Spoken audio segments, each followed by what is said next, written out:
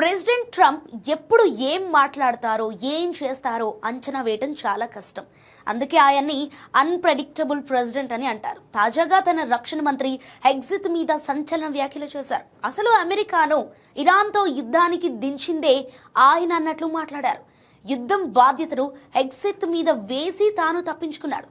టెన్నిస్లోని మెంఫిస్లో జరిగిన ఓ round table మీటింగ్లో హెగ్జిత్ పక్కనే ఉండగా ట్రంప్ ఈ సంచలన వ్యాఖ్యలు చేశారు. అయితే ఇరాన్పై సైనిక చర్య గురించి మొదటగా మాట్లాడింది పీట్ హెగ్జిత్ అని ట్రంప్ పేర్కొన్నారు.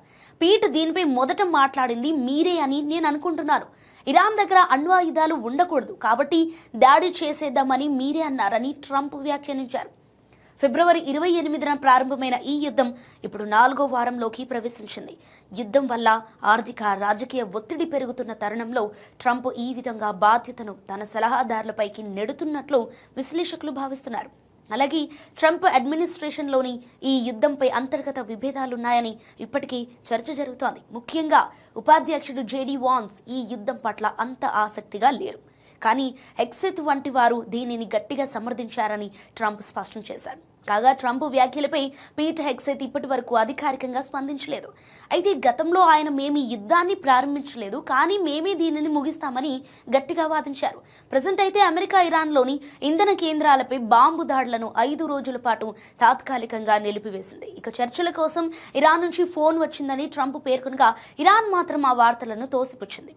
డొనాల్డ్ ట్రంప్ అడ్మినిస్ట్రేషన్లో ఇరాన్ యుద్ధం, అలాగే ఆ దేశం పట్ల అనుసరించాల్సిన విధానంపై తీవ్రమైన అంతర్గత విభేదాలున్నాయి. సో యుద్ధాన్ని ముగించే అంశంపై ట్రంప్ బృందంలో భిన్నాభిప్రాయాలు వ్యక్తమవుతున్నాయి. ట్రంప్ తాజా వ్యాఖ్యలతో ఈ విభేదాలు మరోసారి చర్చనీయాంశంగా మారాయి. సో ట్రంప్ మద్దతుదారులలో చాలా మంది ఇరాన్పై సైనిక చర్యను సమర్థిస్తున్నప్పటికీ రిపబ్లికన్లో దాదాపు 1/4 మంది దీనికి విరుద్ధమైన అభిప్రాయాన్ని కలిగి ఉన్నారు. టక్కర్ కార్లన్స్ వంటి ప్రభావవంతమైన వ్యక్తులు యుద్ధం నుండి వెంటనే తప్పుకోవాలని ట్రంప్ను కోరుతున్నారు. ఇరాన్ యుద్ధ లక్ష్యాల విషయంలో ట్రంప్ యంత్రాంగం ఇచ్చే ప్రకటనలు తరచుగా మారుతున్నాయి.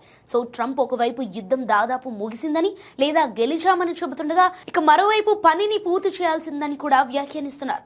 సో యుద్ధాన్ని ప్రారంభించడం వెనుక ఉన్న కారణాలపై అధికారుల మధ్య పరస్పర విరుద్ధమైన వివరణలున్నాయి.